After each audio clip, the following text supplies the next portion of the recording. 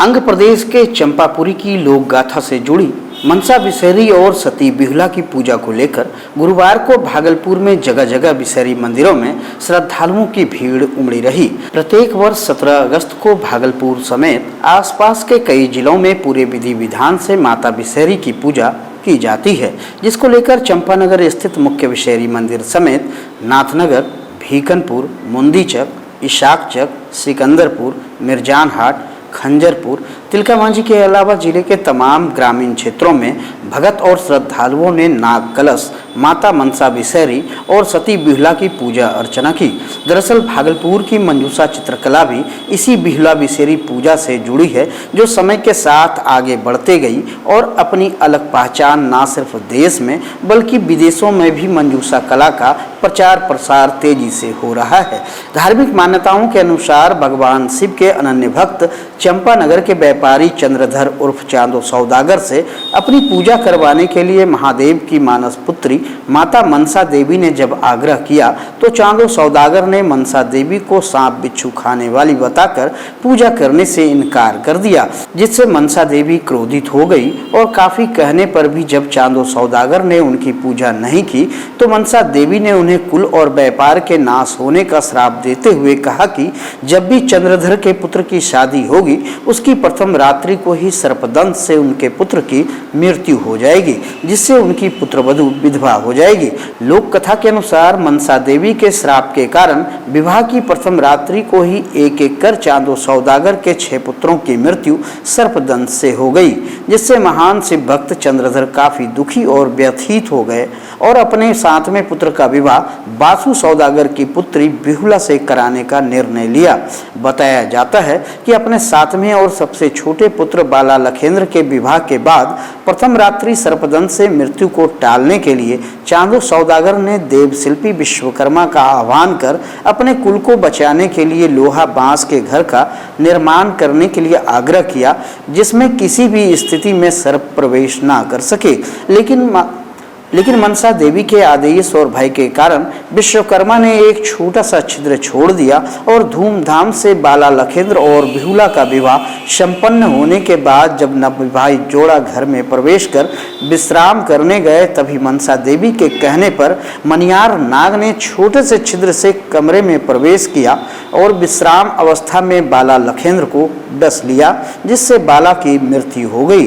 लेकिन बिहुला ने अपने कठोर परिश्रम और सतीत्व के बल पर न सिर्फ अपने पति बल्कि अपने सभी जेठ को भी पुनर्जीवित कराया और काफी आग्रह के बाद चांदो सौदागर ने अपने बाएं हाथ से मनसा देवी की पूजा की। तभी से यह परंपरा जारी है। इधर भागलपुर के सभी विषहरी मंदिरों में मेला सा माहौल देखा जा रहा है, जबकि पूजा समिति और जिला प्रशासन के द्वारा भी शांतिपूर्ण पूजा और प्रतिमा विसर्जन के लिए कई तैयारियां की गई है। चंपानगर भागलपुर के बाद जो है विषहरी स्थान में दूसरा स्थान सुल्तानगंज का विषहरी स्थान गोपाल रोड, जो भी वर्षों नहीं मतलब 100 वर्ष लगभग हो चुका होगा।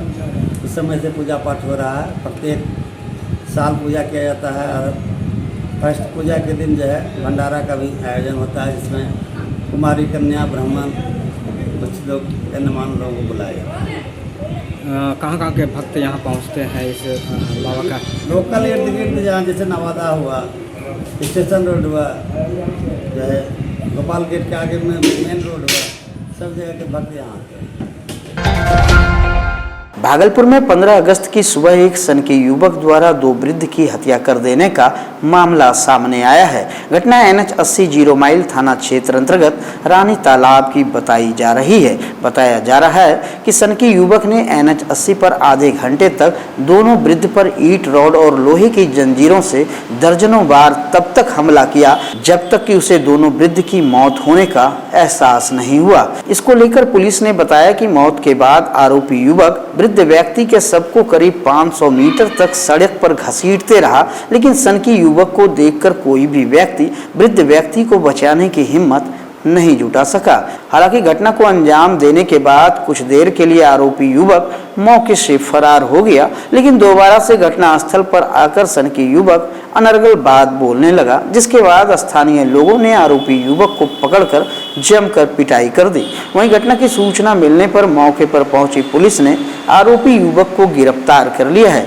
पुलिस फिलहाल दोनों वृद्ध मृतक की पहचान करने में जुटी है। आरोपी युवक की पहचान औद्योगिक थाना क्षेत्र के फतेहपुर गांव निवासी मोहम्मद आजाद के रूप में हुई है, जिसे पुलिस द्वारा गिरफ्तार करने के बाद न्यायिक हिरासत में जेल भेज दिया गया। इधर बताया जा रहा है कि आरोपी युवक मोहम्मद आजाद मानसिक रूप से विक्षिप्त है और घर वालों ने विक्षिप्त होने के कारण उसे कई दिनों से घर में ही जंजीर से बांध कर रखा था, लेकिन 3 दिन पूर्व किसी तरह वह जंजीर खोलकर घर से भाग गया, जिससे इलाके के लोग भी काफी परेशान हो गए हैं और बाद में इस घटना की जानकारी मिली। अगस्त अर्ली मॉर्निंग की घटना है। इसमें औद्योगिक प्रक्षेत्र में 2 वृद्ध लोगों की हत्या कर दी गई थी।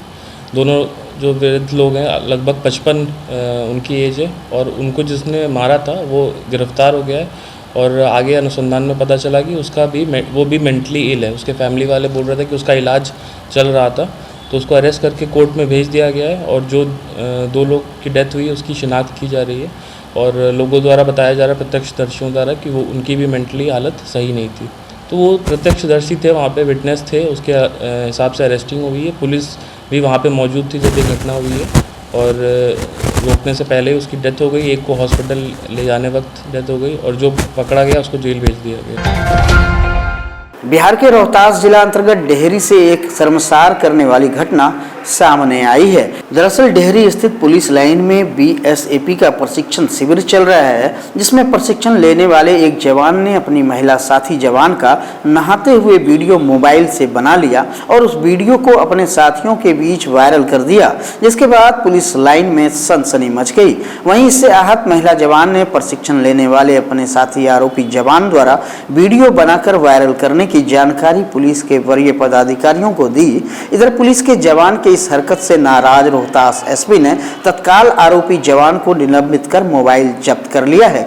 बताया जा रहा है कि पीड़ित महिला जवान ने पहले तो इस हरकत की शिकायत विभागीय अधिकारियों से की, लेकिन बाद में रोहतास एसपी को भी इसकी सूचना दी, जिस पर एसपी ने संज्ञान लिया और महिला जवान का वीडियो बनाकर वायरल करने के मामले में महिला थाना में एफआईआर भी दर्ज कर लिया गया है। इस मामले में आरोपी जवान का मोबाइल जब्त कर उसे जांच के लिए भेज दिया गया है, जबकि अब तक आरोपी जवान की गिरफ्तारी नहीं हुई है और प्राथमिकी दर्ज होने के बाद भी आरोपी जवान प्रशिक्षण कैंप में हाजिरी लगा रहा है। आरोपी जवान की पहचान प्रशिक्षु पीटीसी सुधांशु शेखर के रूप में हुई है, जो पूर्व में विक्रमगंज एसडीपीओ का बॉडीगार्ड भी रह चुका है।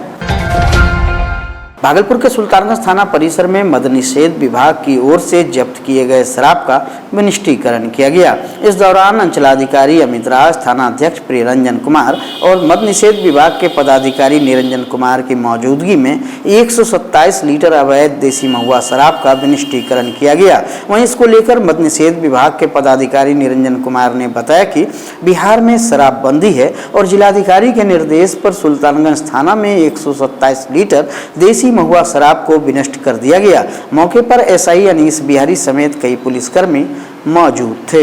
जिलाधिकारी महोदय के आदेश पर विनष्टीकरण किया गया, जो मजिस्ट्रेट साहब की उपस्थिति में 127 लीटर अवैध चुलाई शराब जो जब्त किया गया था उसे विनष्ट किया गया। कौन सा थाने का ये नष्टीकरण हुआ? ये सुल्तानगंज थाना कैंपस के अंतर्गत। सर दर्द, चक्कर आना, गर्दन दर्द, कमर दर्द, लो बैक पेन, स्पॉन्डिलाइटिस, लकवा, पैरालिसिस, गठिया, साइटिका, पोलियो, घुटनों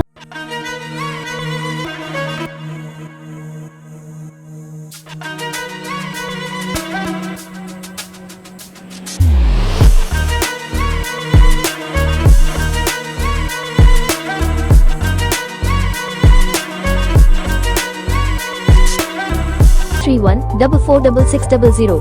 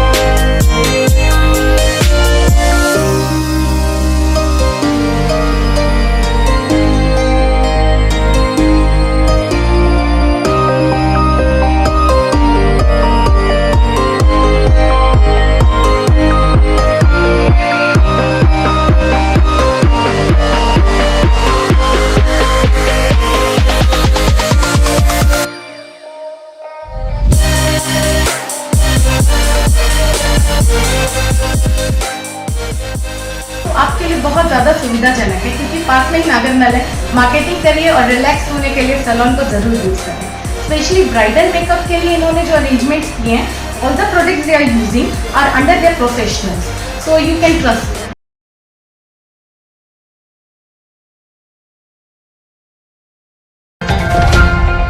पिछले 2 वर्षों से बाढ़ या सुखाड़ की मार झेल रहा बिहार का नालंदा जिला अंतर्गत राही प्रखंड अंबा पंचायत के किसानों के लिए अच्छी खबर है। दरअसल समाधान यात्रा पर नालंदा पहुंचे मुख्यमंत्री नीतीश कुमार से अंबा पंचायत की मुखिया सुशीला देवी ने अपने पंचायत के किसानों की समस्या को लेकर ऑटोमेटिक शटर लगाने की मांग सीएम नीतीश कुमार से की थी और इसको लेकर पंचायत की मुखिया के द्वारा सीएम को एक ज्ञापन भी दिया गया था। वहीं इस मामले में मुख्यमंत्री नीतीश कुमार ने पहल करते हुए जल संसाधन विभाग के द्वारा 2,01,88,000 की लागत से पंचाने नदी पर बने छिलका पर ऑटोमेटिक शटर का निर्माण कार्य कराने का निर्देश दिया है। बता दें कि नालंदा जिला का यह पहला ऑटोमेटिक शटर का निर्माण कार्य रहुई प्रखंड के अंबा पंचायत के देखपुरा गांव में होगा, जिसको लेकर विभाग से स्वीकृति भी मिल चुकी है और इसके निर्माण कार्य के लिए निविदा भी जारी हो चुकी है। इधर मुखिया प्रतिनिधि अविनाश ने बताया कि 8 करोड़ की लागत से पंचाने नदी पर छिलका का निर्माण किया गया था,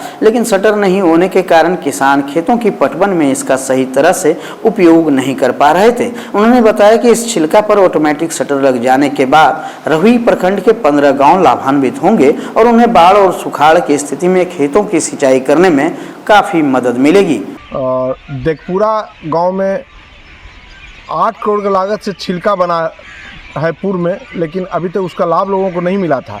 अब 2 करोड़ 1 लाख कुछ रुपये के लागत से उस पर ऑटोमेटिक शटर का निर्माण होना है, जिसका कि स्वीकृति मिलने के बाद टेंडर भी हो चुका है और बहुत ही जल्द शटर उसमें लगेगा।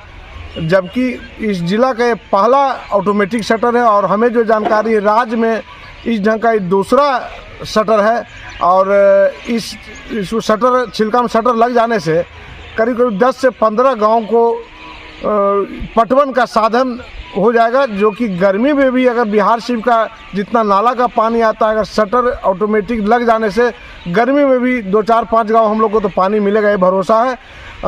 जबकि अगर बाढ़ भी रहुई में आता है तो हम कहते हैं कि 10-15 गांव में ये छिलका का जो शटर है बाढ़ नियंत्रण में भी कारगर होगा और बाढ़ नियंत्रण में भी इसका लाभ मिलेगा। ऑटोमेटिक पानी ज़्यादा होने से ऑटोमेटिक शटर उड़ जाएगा और पानी चला जाएगा।